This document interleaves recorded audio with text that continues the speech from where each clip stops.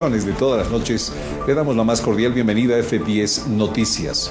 Santa Cruz preocupa por la escalada en casos de COVID y ante el anuncio además de estas nuevas cepas de Omicron, súper contagiosas.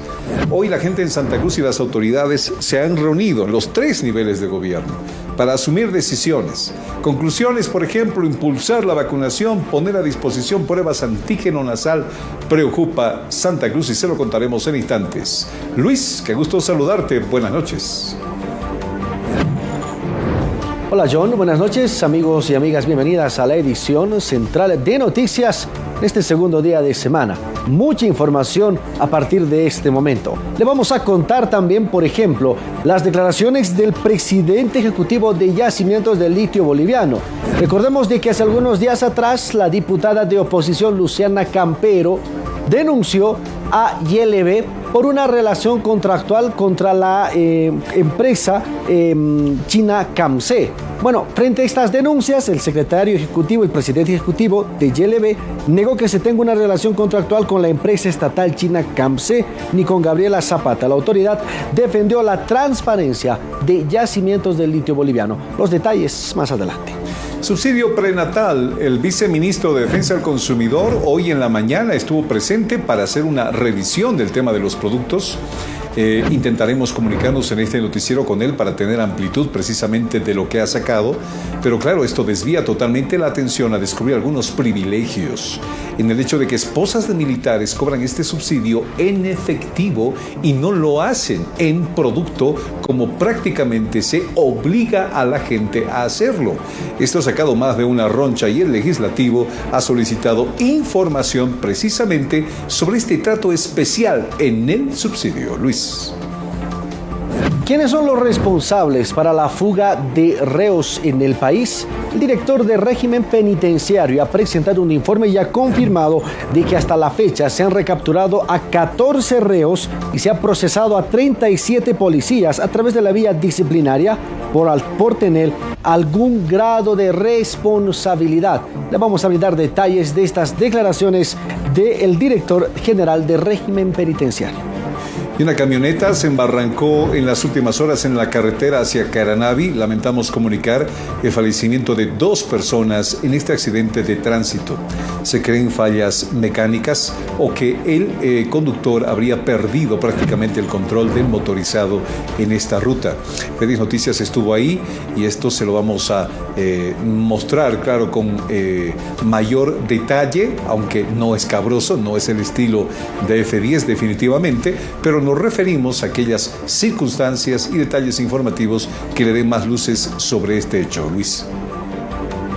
Le vamos a contar también que personal de la Aduana Nacional allanó una vivienda en el departamento de Oruro. Al interior de esta vivienda habría fardos de ropa usada que ingresaron al país vía contrabando. Además, se registraron agresiones en contra de los funcionarios aduaneros y hasta el momento el informe presentado por la gerente regional de Oruro, hay una persona herida. Amigos, con estos adelantos le damos la más cordial bienvenida a F10 Noticias, edición central. En este día que volvió a hacer frío, a partir del mediodía, el viento es fuerte, es un viento polar el que tenemos aquí, ¿no? Aunque por la tarde recuperan algo el calor, pero esta noche ni para qué le cuento. Póngase cómodo, abrigadito, que estas son las noticias de hoy. Bienvenidos.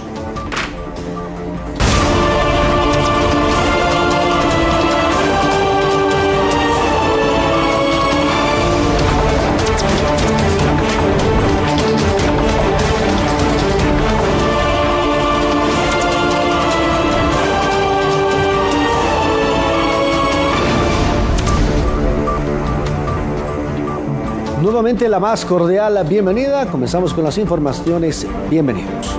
Vamos a hablar de inmediato acerca de lo que sucedió hoy en el país y comenzamos en el departamento de La Paz. Hallan a menor desaparecida en la casa de su enamorado, una persona mayor de edad. Actualmente fue aprehendido por el delito de trata y tráfico de personas.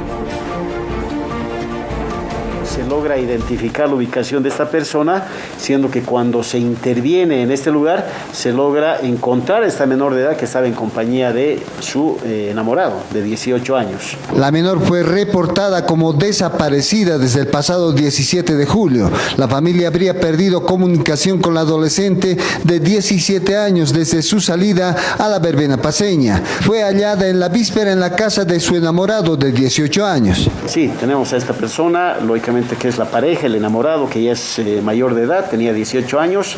Entonces esta persona está en calidad de aprendida. Los problemas conductuales de la menor hizo que ésta sustraiga de su domicilio 40 monedas de colección de propiedad de la madre. La policía indaga si la misma pretendía huir del país. Más o menos se ha hecho un estimado, tenía un valor de 4.500 bolivianos. Pues seguramente tenía la intención de posiblemente viajar o algo, es algo que se está estableciendo, se va a establecer a través del abordaje psicológico que se haga. Pero simplemente hacer hincapié en este aspecto, ¿no? Y en las últimas horas aprendieron a un profesor de biología, quien es denunciado por abusar sexualmente a una menor de 15 años. La menor en la evaluación psicológica ha mencionado de que el año pasado le había comentado las agresiones que habría sufrido y el profesor ha aprovechado la vulnerabilidad de la menor. Se trataría de la tercera persona implicada en la violación a una menor de 15 años. Este sujeto de profesión profesor fue aprehendido en las últimas horas por el delito de estupro. La ha comenzado a enamorar y ya mantenía una relación sentimental desde diciembre del 2021. Por ello, el personal de inteligencia el día de ayer lo aprende en Villa Copacabana al mediodía aproximadamente. Todavía no ha declarado y está siendo imputado por el delito de estupro. Al momento, tanto el padrastro como el tío del adolescente, sindicados de violación, se encuentran aprehendidos y en las próximas horas comparecerían ante un juez cautelar. Bueno, es difícil hacer las recomendaciones, ¿no? Porque se supone que somos nosotros, los padres, los que tenemos que proteger a nuestros hijos. Ella fue agredida sexualmente dentro de su domicilio en 2 oportunidades, cuando estaba con su madre y el padrastro, cuando ya estaba en la custodia de su padre por parte de su tío, y se supone que son esas personas las que tendrían que estar al cuidado de la menor. Un automóvil termina embarrancado en la carretera a Noriungas, en el departamento de La Paz. Policía caminera y bomberos habrían realizado ya los trabajos de rescate. Se reporta un accidente a altura Puente de Armas de la provincia Noriungas, donde un automóvil se habría embarrancado, provocando la muerte de al menos 2 de sus ocupantes. Policía caminera y bomberos llegaron al lugar donde se realizan las labores de rescate. El hecho continúa en investigación. Durante este fin de semana se hizo la entrega oficial de la doble vía El Alto Viacha y en la última jornada esta vía ya presentó el primer accidente. Ayer se ha suscitado un hecho de tránsito, una colisión frontal excéntrica con fuga y heridos. Este hecho había sucedido aproximadamente a horas 13:00. El vehículo era un camión en el cual había estado con dirección de Viacha a la ciudad del Alto.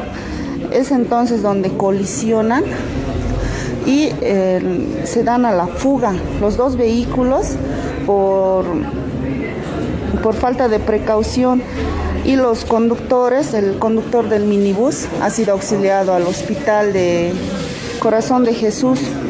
Según a la declaración de algunos vecinos, indican que sí tuvo que ver porque los semáforos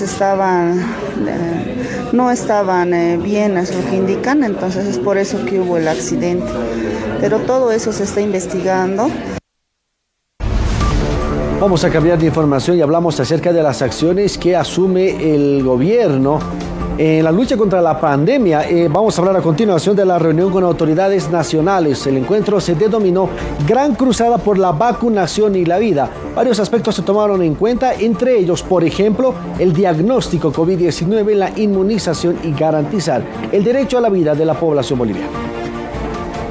Los gobiernos subnacionales acuerdan trabajar en la optimización de un diagnóstico oportuno, masivo y gratuito de la COVID-19 en el ámbito de su intervención geográfica en coordinación con el gobierno nacional, así como la revalorización del uso de la medicina tradicional. B. Reforzar la implementación de acciones intensivas de vacunación dentro y fuera del servicio en los diferentes niveles de gestión territorial. C. Implementar estrategias constantes de comunicación y movilización social a partir del contexto y comprensión de las realidades locales. D. Analizar y evaluar las mejoras en el marco normativo aplicable, que posibilite la mejora de las coberturas de vacunación a nivel nacional, departamental y municipal. Priorizar la inmunización como una actividad clave para asegurar la provisión completa y oportuna de los servicios de inmunización, asignándole los recursos a actividades vinculadas al fortalecimiento de la cadena de frío y logística, implementación de acciones intensivas de vacunación dentro y fuera del servicio, ejecución de campañas de comunicación y movilización social y gestión de normativa que exija a la población vacunarse de forma oportuna y completa, proponiendo tomar las medidas orientadas a la presentación del esquema completo de vacunación en espacios públicos donde se pone en riesgo la vida de otras personas. Por su parte, el Ministerio de Salud y Deportes se compromete a continuar priorizando las acciones en favor de la inmunización contra la COVID-19 y esquema regular, asegurando la provisión de vacunas e insumos de forma completa y oportuna a fin de cumplir con la inmunización colectiva contra la COVID-19 y minimizar el riesgo de aparición de enfermedades prevenibles por vacunas. Otra de las conclusiones en esta cruzada, en este encuentro, es que se van a enviar brigadas de vacunación a unidades educativas. Recordemos de que este lunes nuevamente se reiniciarían las labores educativas en el país. Más adelante ampliaremos esta información. Casos de COVID-19 también en la ciudad de El Alto. Preocupa a la alcaldesa municipal, quien ha exhortado en la jornada a los padres de familia a acudir con sus hijos a los puntos de vacunación. Lamentablemente muchas personas han bajado la guardia en cuanto al tema de lo que son las medidas de bioseguridad, pero es importante también mencionar de que debemos de subir la guardia en cuanto al tema del uso del barbijo, la distancia, el alcohol en gel, para evitar mayores contagios. Estamos entrando en una etapa también de resfríos, ¿no?, los cuales pueden confundirse con un COVID. Ya las recomendaciones desde el Ministerio de Salud es que los que estén con molestias respiratorias tienen que estar aislados. Si bien tenemos una subida de contagios, pero no son letales, ¿no? Todos están siendo atendidos en sala, se está haciendo el seguimiento correspondiente por la Secretaría de Salud y el reporte que se tiene desde el director de esta dirección, que es el doctor Plata. Pero de igual manera nosotros concientizamos a toda la población alteña a que puedan pasar a nuestros puntos de vacunación para tener la vacunación completa en primeras, segundas, terceras y hasta cuartas dosis. Pedir a los padres de familia que puedan autorizar a sus hijos a que puedan vacunarse. Tenemos una semana más de receso, pero esta semana hay que aprovecharla para poder vacunar a los pequeños para que retornen a las clases de forma segura, ¿no? Momento de establecer contacto con nuestra unidad móvil. Vladimir Alejo se encuentra en la Casa Grande del Pueblo. Vladimir, buenas noches. Infórmanos, por favor, un acto donde está además el presidente del Estado, la ministra de la Presidencia. Adelante con los detalles. Bienvenido. Así es, Luis, y específicamente nos encontramos en la Casa Grande del Pueblo, donde se está presentando el anteproyecto de ley para el fortalecimiento de la ley integral para garantizar a las mujeres una vida libre de violencia.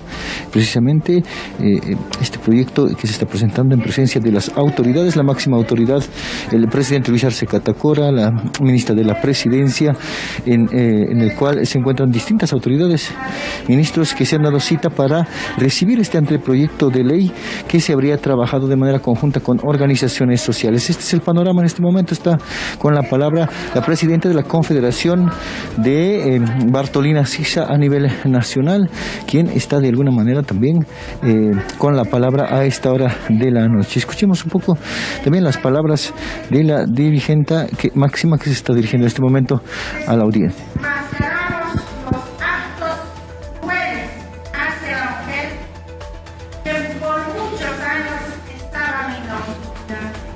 Muchos años estaban en la oscuridad, en el anonimato. En ese entonces fueron meses de arduo trabajo, de escuchar vivencias crueles, experiencias traumáticas, pero la voluntad política de nuestro expresidente Evo Morales hizo que esa ley se haga realidad, quizás contra la voluntad de muchos asambleístas varones. Hoy es el momento de pensar en qué más podemos hacer si la violencia hacia la mujer continúa. Recordarle que el 8 de marzo presentamos 3 anteproyectos de leyes trabajadas por las mujeres, también de la Alianza de Mujeres. No desmerezcamos el sacrificio y nuestras ideas, que eso también avance, hermano presidente. Del 1 de enero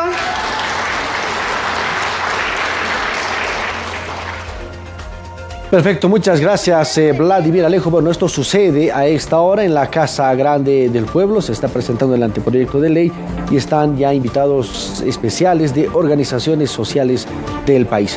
Más adelante, Vladimir, volvemos a establecer en contacto también para Unidad Móvil. Muchísimas gracias. Seguimos con las informaciones y hablamos acerca del descanso pedagógico. Se había conocido hasta la anterior semana que también se ampliaría este descanso durante esta semana. El ministro de Educación ha sido muy claro en la jornada. Los estudiantes vuelven a las aulas el 25 de julio. La información ya está confirmada.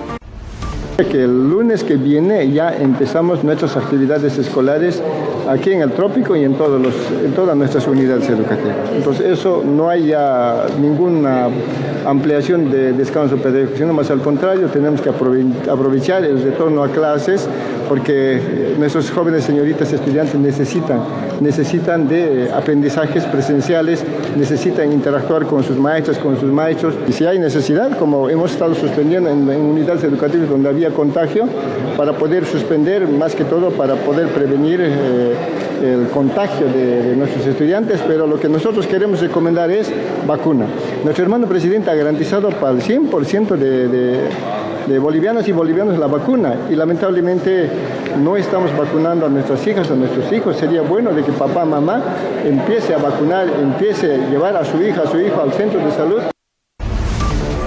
Y sobre este mismo tema, ¿qué sugiere el alcalde de La Paz? La autoridad asegura y considera además que lo óptimo sería ampliar la vacación en el departamento de La Paz por 2 semanas. Las razones son los casos elevados de COVID-19 que se están registrando hasta el momento.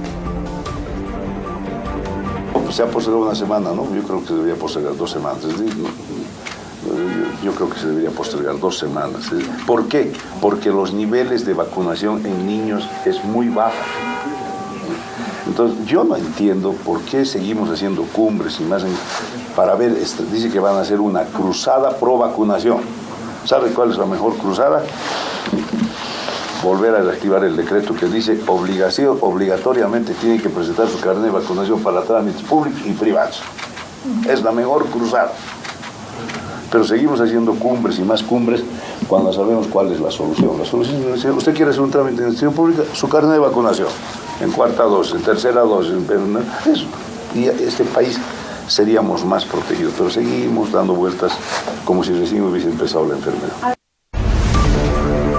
Vamos a cambiar de información. La viceministra de Comunicación, Gabriela Alcón, ha informado que el gobierno pedirá oficialmente la anulación del fallo emitido por la CIADI en el proceso seguido por el Banco Bilbao Vizcaya de Argentina. Primero hay que tomar con mucha responsabilidad las declaraciones que se puedan emitir, considerando que estamos en un proceso internacional, un laudo arbitral, que toda declaración puede afectar en las acciones que se están llevando adelante desde el nivel ejecutivo. Como han ustedes visto el comunicado que se ha emitido, sí se van a tomar las acciones en tema de la defensa y a partir de ello es que se va a pedir la anulación, no es que no existan más procesos, ¿no? Y eso se va a comunicar como corresponde de manera oficial desde el Ejecutivo. Queremos ser muy cuidadosos, muy responsables porque, insistimos, estamos en un proceso internacional, pero ahí hay que tomar en cuenta, y eso yo también les he ido mencionando, cuánto hemos ganado nosotros con las nacionalizaciones. Por el último reporte que he visto de yacimientos desde el 2006 hasta la fecha son más de 42.000 800 millones de dólares que se han quedado la renta petrolera en el país precisamente por una acción de nacionalización. Ese es un dato público. También ustedes conocen los datos a través de una investigación que se ha hecho por el periodo de enajenación y el periodo de privatización de daño económico. Es un dato público, repito, se ha hecho un estudio de la Asamblea Legislativa y estaba por más de los 10.000 millones de dólares, que a la fecha eso se estima en 20.000 millones. Y la Asamblea Legislativa ha informado que dará seguimiento al trabajo de la Procuraduría, que prevé en los próximos días interponer una impugnación al laudo arbitral presentado por la CIA. Tenemos un laudo arbitral pronunciado por la CIADE. El laudo arbitral aún está sujeto a una impugnación y vamos a estar pendiente de esa impugnación que presente la Procuraduría General del Estado. Este laudo arbitral es resultado de un convenio ratificado en 1994 en el gobierno neoliberal de Gonzalo Sánchez de Lozada y tiene por objeto proteger la inversión privada, particularmente de las transnacionales, por lo que no se podría decir que a la fecha está perdido el proceso. Es importante, con la responsabilidad siempre, y les vamos a pedir a todos los medios de comunicación, podamos informar al pueblo boliviano con toda la veracidad. En este momento, sí, evidentemente hay un inicio, pero ahí tenemos el trabajo que tiene que cumplir nuestra Procuraduría para presentar esto de la impugnación. Y nosotros, como órgano legislativo, vamos a hacer seguimiento de todo el trabajo que cumpla la Procuraduría hasta el final. Y vamos a hablar acerca de las declaraciones del expresidente Evo Morales. Reveló que expertos internacionales asesoraron las nacionalizaciones en el país durante las gestiones de su gobierno. Al mismo tiempo, el exmandatario afirmó que tenía conocimiento de las posibles demandas económicas que traería esta determinación de la nacionalización. El pasado 12 de julio, en su gira por la Argentina, el expresidente de Bolivia, Evo Morales Aymas, reveló que un equipo de expertos internacionales fueron los asesores para llevar a cabo las nacionalizaciones durante su gestión. Marchaban para nacionalizar el petróleo, mineros para nacionalizar la minería, el ambiente campesino, por supuesto, la nacionalización de los recursos naturales, pero también los servicios básicos.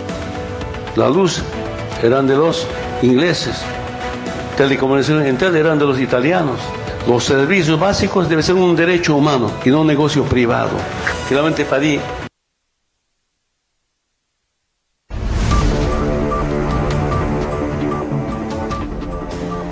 Seguimos con las informaciones. Hablamos acerca de la denuncia de la diputada Luciana Campero, quien denunció que la empresa CAMSE habría realizado especificaciones técnicas para la realización de una planta de tratamiento de agua de litio.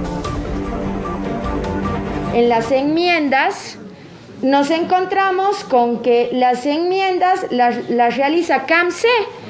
¿Cómo puede ser posible que tenga participación en las especificaciones técnicas una empresa que ha representado un daño económico al Estado, que ha estado sumergida en corrupción? Ustedes conocen muy bien del caso Zapata, y es quien presenta las especificaciones técnicas. En los archivos publicados como enmienda, que son varios, se identifican archivos elaborados por la empresa china CAMSE. ¿Cuál es el vínculo de este proceso de contratación con esta empresa china? Eso es lo que nosotros vamos a preguntar en la petición de informe. No sé si la señora Gabriela Zapata está en condiciones de hacer esos negocios, porque yo creo que todavía no ha cumplido su condena y por lo tanto eso puede ser falso. Si es cierto, yo creo que eso tendríamos que investigar. Eso está obligado la Contraloría a investigar a eso, y nosotros también, una vez depuesto la Asamblea, investigaremos esa situación. Tiene que haber transparencia y por eso la Contraloría es la institución más transparente que tiene que combatir a esta situación, la situación económica del país. ¿Desde la Asamblea podrán exhortar a la Contraloría o iniciar una investigación, senador? Bueno, y es el presidente ejecutivo de Yacimientos de Litio de Bolivia quien negó que tenga una relación contractual con la empresa china CAMSE. Aseguró que la autoridad va a defender la transparencia de YLB. Presidente, ¿hay alguna relación de ILB con la señora Gabriela Zapata? Ninguna, desconocemos, no tenemos ninguna relación contractual, ni mucho menos contractual, ningún tipo de relación con CAMSE, mucho menos contractual. No desconozco el tema de relacionamiento con la señora Zapata, no ha habido ningún tipo de accionamiento con CAMSE en realidad.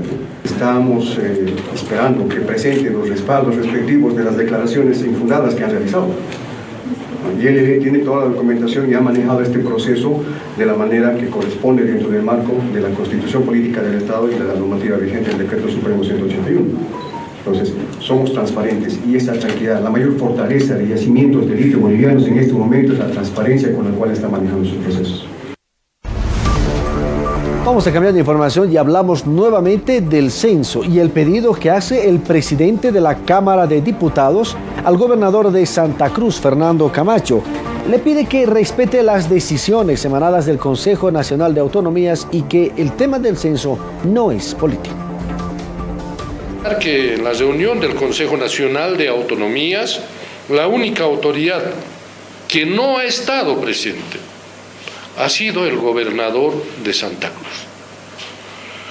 Ahora, el señor Camacho, junto a otros agentes de la violencia y la dictadura cívica, rechazan la determinación del Consejo Nacional de Autonomías. Él, por responsabilidad con el pueblo cruceño, tenía la obligación de estar presente en esta reunión. Y si había este consenso mayoritario que en ese momento se estaba generando de poder tener un espacio para garantizar el censo, ahí era la oportunidad de este señor plantear todos sus argumentos por el que no estaba de acuerdo con que se pueda tener esta prórroga. Además, están convocando a un paro de 24 horas, el 25 de julio. Esto solamente va a ocasionar la pérdida por día, se pierde más o menos de 32 millones de dólares.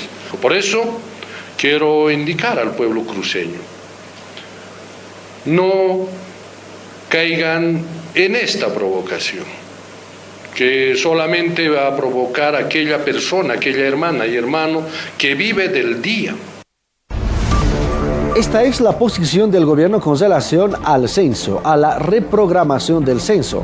Mientras esto dice el presidente de la Cámara de Diputados, el gobernador de Santa Cruz ha confirmado el paro cívico si no reciben una respuesta por parte del gobierno. El tema único del diálogo es la postergación del censo. Claro que sí, lo ha hecho público ya la Gabriel René Moreno, quien encabeza el comité interinstitucional, pues obviamente que ya mandó la carta, estamos en espera tanto al presidente como al ministro y evidentemente al director del INE a dar una explicación. No hemos tenido respuesta aún, estamos en espera para que podamos consensuar que la fecha sea lo antes posible. Entonces ellos lo que buscan en esto de prácticamente el censo no se lleva por culpa de Camacho, me da gracia porque en realidad ellos están tratando de buscar tapar la incapacidad que tuvieron acerca de llevar adelante el censo como se habían comprometido. Un día antes decían que estaba comprometido el censo y el día de la famosa reunión en la ciudad de La Paz ya dicen que se suspende por pedido de los gobernadores. Obviamente no querían que yo esté ahí formando parte y sin duda que voy a ir, pero ya con esta muestra clara, si la próxima vez me vuelven a citar, pues obviamente como han dicho el gobierno, que pida licencia y vaya, así lo voy a hacer, ¿no? Así es, si esta semana hasta el día viernes no tenemos la respuesta en la reunión con el presidente o ministros tal y como lo solicitamos en la reunión de la cumbre por el censo, obviamente el día lunes entramos a un paro de 24 horas. El alcalde de La Paz ha confirmado su presencia a la reunión convocada por el presidente del estado para hablar el tema censo, coordinar detalles en el tema del censo. Sin embargo, la autoridad ha mencionado que la propuesta, la sugerencia del municipio paceño será realizar el censo el año 2023. A ver, si la evidencia es que estamos en calzoncillos, difícilmente ponerse eterno, ¿no? O sea, por lo menos, ¿no? Que algunos te ponen tercio y calzoncillo, pero pero creo que hay que ir por pasos. Entonces, estamos yendo abiertos. Luego de que la viceministra de Comunicación, Gabriela Alcón, informó que el presidente Luis Arce se reunirá con alcaldes y rectores de las universidades del país para tocar el tema de la postergación del censo. El alcalde de La Paz, Iván Arias, confirmó su asistencia a este encuentro, aunque aún no recibió una invitación formal de parte del gobierno. Hemos recibido la noticia de que se puede realizar una reunión. Nosotros hemos sido los primeros en decir que un decreto mata otro decreto. Nada está escrito en piedra. Un decreto se cambia por otro decreto. Pero no, me decían que no, imposible, ¿cómo vas a hacer eso? Ya está definido. Tender puentes, abrir diálogo, basta de confrontación. La Paz tiene la propuesta de hacer un censo en paz y un censo de consenso confiable y con cartografías. Estaremos el día viernes en la reunión presentes. En esta cita, Arias dice que se planteará que la consulta nacional se realice el próximo año. En junio del 2023. Nosotros creemos, en base a esta ruta crítica que estamos planteando, que se puede cumplir todas las etapas hasta el mes de abril, y mayo y junio ya lanzarnos a las áreas rurales y a todo el país a hacer. Es más, hasta en nuestra propuesta hay hacer un precenso, o sea, hacer un precenso que nos permita ajustar los instrumentos. Asimismo, la autoridad dice que en esta reunión se sabrá la situación real del avance del censo en cuanto a cartografía, boleta censal, entre otros detalles. El INE nunca quiso compartir información con nadie, nosotros le hemos pedido. Primero dijo que ya tenía el 40%, ahora dice el 30%. Cuidado cuando haya la reunión esta, nos enteremos que no hay nada. O sea, entonces nosotros estamos partiendo de la información oficial. Y sobre el tema también, el presidente de AMDECRUZ ha confirmado el desarrollo de un congreso extraordinario con los alcaldes de Santa Cruz. Este congreso se realizará este miércoles y servirá para analizar aspectos técnicos y jurídicos respecto al censo. Bueno, nosotros justamente el día de mañana a las 2 de la tarde, en mi calidad de presidente de AMDECRUZ, hemos convocado a un congreso extraordinario de alcaldes. Bueno, yo soy respetuoso a la decisión de nuestro hermano presidente, pero también yo quiero ser respetuoso a la decisión de la mayoría de mis colegas alcaldes, porque en AMDECRUZ no solo somos alcaldes del oficialismo, sino también somos de diferentes tiendas políticas. Y yo como presidente me emana mi reglamento y mis estatutos convocar a mis colegas alcaldes para tener una determinación. Creo que un paro sea la solución, más a lo contrario, tenemos pues que agotar instancias como corresponde. Seguramente hay gente, hay sectores que van a presentar sus manifiestos, sus misivas que van a hacer llegar a las diferentes instituciones. El tema del censo merece análisis y también merece diferentes criterios. Una convocatoria, por ejemplo, para universidades del país. La posición que asumirán varias autoridades de estas casas superiores de estudio. Es el tema que hablamos a continuación. John Arandia está listo en sala de prensa para la siguiente entrevista. Nos preguntamos entonces, ¿cuál será la posición que van a llevar las universidades en este encuentro por el tema del censo? Se van a reunir con el presidente. Óscar Heredia, rector de la Universidad Mayor de San Andrés, está con nosotros. Señor rector, muy buenas noches. ¿Se reunieron ya las universidades? ¿Saben cuál va a ser la posición con relación al censo que llevarán a esta reunión? Bienvenido. Buenas noches, un gusto de saludarte, querido. Gracias por la invitación. Cada una de las universidades tiene una perspectiva respecto al censo. Sin embargo, la Universidad Mayor de San Andrés se ha expresado sobre este tema. Se ha expresado respecto a la postergación, que creo que en el tiempo es un tiempo largo al establecido en función de proyecciones anteriores. Es 1 año y medio, la planificación de un censo en años anteriores, sin tener todavía la tecnología de hace 10 años, por ejemplo. Nosotros hemos coincidido en el tema de que la cartografía no estaba bien hecha aún y que debería tener en cuenta una relación población, territorio, población, vivienda y segmento, ¿no? los segmentos. Y también el tema del talento humano en cuanto a que se necesita personas con un conocimiento universitario que puedan saber llenar o hacer llenar las boletas censales. Eso es un tema totalmente técnico. En cuanto a la gestión y la planificación, le acabo de mencionar en ese sentido. Lógicamente vemos universidades que tienen en función una mirada diferente en algunos casos, por una relación que tiene que ver con el tema poblacional, de crecimiento vegetativo.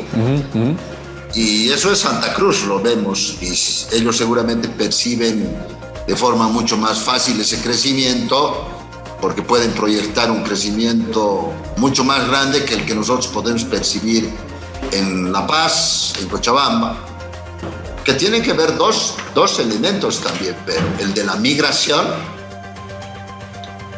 pero también el de procreación. Posiblemente en el occidente nosotros tengamos una mirada diferente a tener un número de hijos. Rector, perdón, así en concreto, La Paz tiene menos habitantes según la proyección. ¿La UNSA entonces tiene menos estudiantes? No tiene menos estudiantes, pero si nosotros recibimos el 5% del presupuesto asignado en el IDH, y esos 5% se distribuyen poblacionalmente en las universidades, a cada una le toca un porcentaje X. Y si hay un departamento que crece proporcionalmente superior al uno o al otro, mínimamente la asignación de ese porcentaje le va a beneficiar a la universidad del departamento que crece.